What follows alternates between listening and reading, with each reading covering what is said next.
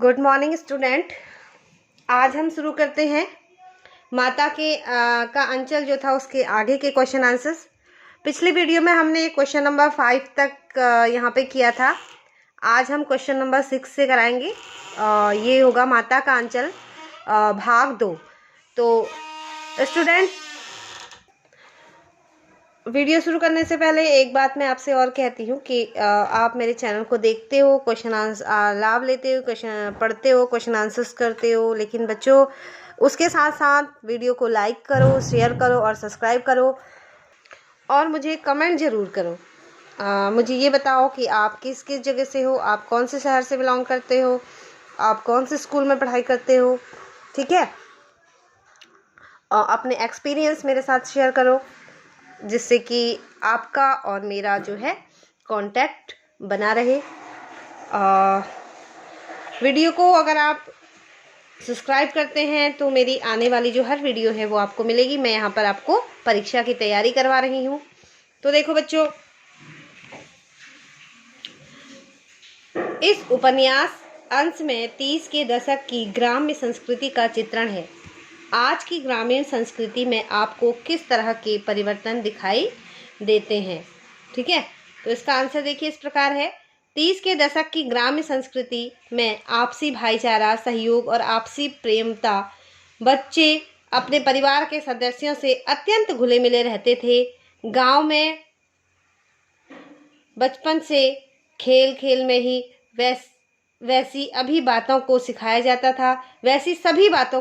जाता था जिससे बच्चे बड़े होकर अपने कार्य क्षेत्र में प्रवीण हो सकें। यहाँ पर प्रवीण होगा, ठीक है, और व्यवहारिक भी बन सकें। आज की ग्रामीण संस्कृति में निम्नलिखित परिवर्तन दिखाई देते हैं। क्या क्या परिवर्तन दिखाई देते हैं? देखो, सादगी का स्थान चकाचौंध और बनावटीपन ने ले लिया है। ठीक है, व्यवहार और बातचीत में सादगी के स्थान पर चालाकी तथा धूर्तता आ गई है। ठीक है, देखते हैं ना अपने आसपास आप इन सब चीज़ों को। अब सादगी नहीं रही है, चकाचौंध हो गया है, बनावटीपन हो गया है लोगों के अंदर, और उनके व्यवहार में, उनके बातचीत में सादगी अब नहीं है, चालाकी दिखती है सबके बाद में, सिंप्लिसिटी नहीं रह गई है। लेकिन वो किसी काम का नहीं होता है। ठीक है, तो सादा जीवन उच्च विचार कहते हैं। तो आप जितने भी बच्चे हैं अपने जीवन में सादगी को अपनाएं, यही मेरी ख्वाहिश भी है। देखिए अगला, सुख दुख में परिवार के सदस्य पहले की तरह एक साथ एकत्र नहीं हो पाते हैं। अब संबंधों में अपनत्व नहीं रहा है। ठीक है, उसमें धन और स्वार्थ आ गया है। ठीक है, घरों में बच्चे अपने सगे संबंधियों की जगह पर टेलीविज़न और वीडियो खेल को अधिक महत्वपूर्ण मानने लगे हैं। ठीक है, अब आगे देखिए, नेक्स्ट लाइन है मेरी।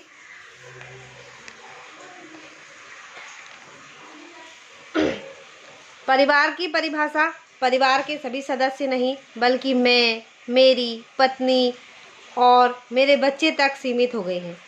अब क्या हो गया, परिवार की परिभाषा जो है, पहले क्या थे, परिवार क्या होता था, परिवार माता पिता, बच्चे, दादा दादी, चाचा चाची, ताया ताई, सब मिलकर एक परिवार हुआ करता था। लेकिन अब क्या हो गया है, मैं, मेरी पत्नी और मेरे बच्चे, बस इतना ही परिवार सीमित हो गया है।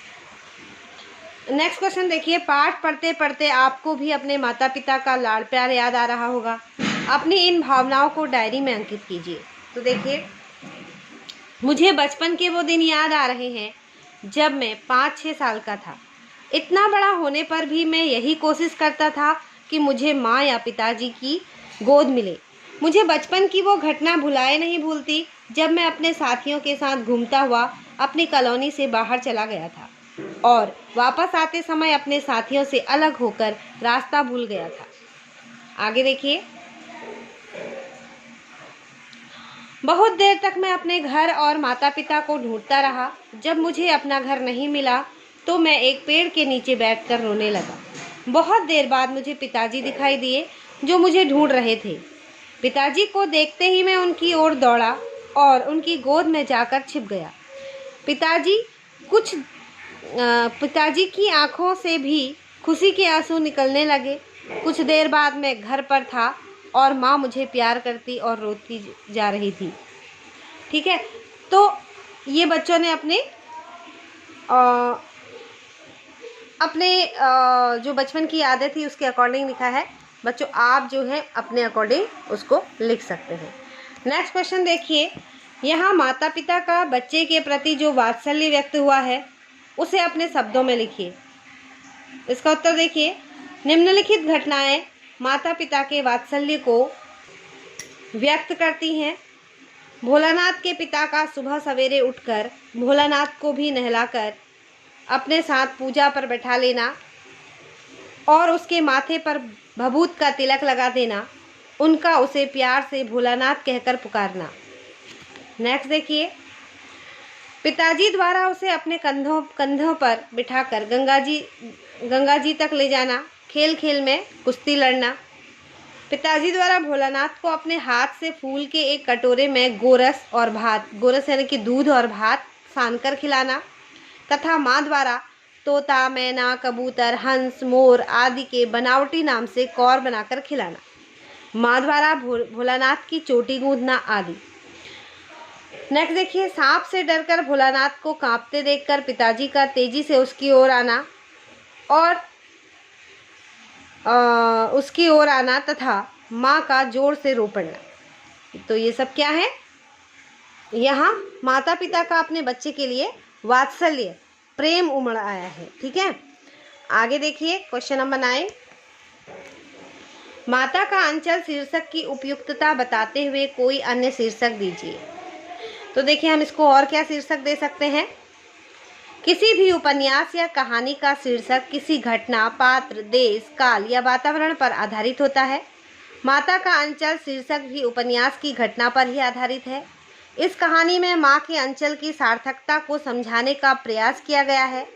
बालक भोलानाथ का अधिक जुड़ाव पिता के साथ दर्शाया गया है, परंतु जब वह सांप को देखकर डर जाता है तब वह पिता की अपेक्षा माता की गोद में छिपकर ही शांति व सुरक्षा का अनुभव करता है। माता से बच्चे का ममत्व का रिश्ता होता है। भोलानाथ का अपने पिता से अपार स्नेह था, पर विपत्ति के समय जो शांति और प्रेम की छाया उसे अपनी माँ की गोद में जाकर मिली, वह शायद उसे पिता से प्राप्त नहीं हो पाती। लेखक ने इसलिए पिता पुत्र के प्रेम को दर्शाते हुए भी इस कहानी का शीर्षक माता का अंचल रखा है, जो कि पूर्णतः उपयुक्त है। वैसे इस कहानी के अन्य शीर्षक इस प्रकार हो सकते हैं। क्या हो सकते हैं? माँ की ममता अथवा वात्सल्य, या माता पिता का अपने संतान के प्रति प्रेम, या फिर केवल प्रेम। ठीक है, इस तरह से इसके शीर्षक हो सकते हैं। नेक्स्ट क्वेश्चन देखिए, बच्चे माता पिता के प्रति अपने प्रेम को कैसे अभिव्यक्त करते हैं?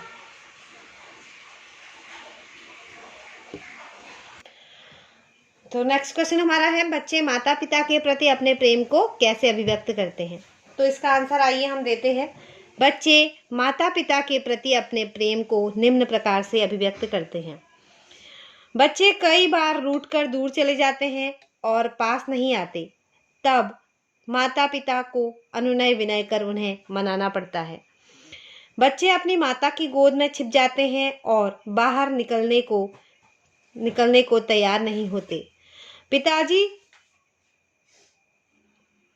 की गोद में चढ़ जाते हैं। बच्चे जब पिताजी की गोद में चढ़ जाते हैं और उनकी छाती से इस प्रकार लिपट जाते हैं कि पिता का कठोर हृदय भी द्रवित हो उठता है। ठीक है, बच्चे अपने माता पिता के गाल पर प्यार करके भी प्रेम को अभिव्यक्त करते हैं। ठीक है, तो स्टूडेंट ये थे हमारे माता के अंचल पाठ के प्रश्न उत्तर। अब ये भाग 2 है। इससे पहले के प्रश्न उत्तर जो हैं मैंने पहली वीडियो में दिए हैं, उसको भी आप ज़रूर देखना और मेरे चैनल को लाइक, शेयर और सब्सक्राइब करना। अब मैं आपके लिए लेकर आऊँगी नेक्स्ट चैप्टर, जॉर्ज पंचम की नाक के प्रश्न उत्तर। ठीक है, आप इन सबको बहुत ध्यानपूर्वक देखिए, परीक्षा के लिए आपके उपयोगी हैं और आपकी परीक्षा नज़दीक आ रही है।